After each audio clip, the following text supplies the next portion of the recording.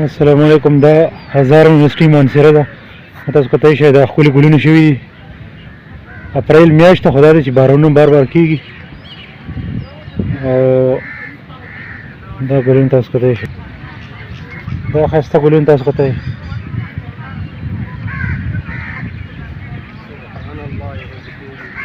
इब्राहिम भाई मौसम किस तरह है यूनिवर्सिटी में? मौसम माशाल्लाह बहुत प्यारा है सर।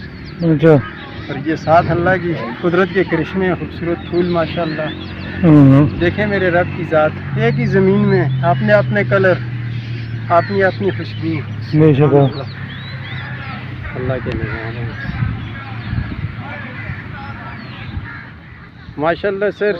ये अप्रैल का महीना है विरार भाई, ऊपर से मेरे ख्याल में फिर बारिश और होने वाली है, बिल्कुल जिस तरह सर्दियों वाली मौसम है। आपको कैसे लगे इधर का मौसम? मौसम तो बहुत ज़बरदस्त है, अच्छा है। इस तरह वो दिसंबर का मौसम नहीं होता माशाल्लाह। बस अल्लाह का निज़ाम है ना। ये देखे ना, बर्फ़ पड़ी है, काफ़ी बर्फ़ पड़ी है। बेशक सर।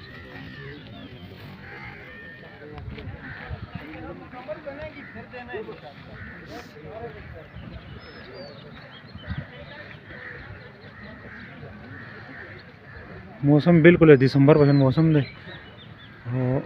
कतेश है the cricket ground they cricket ground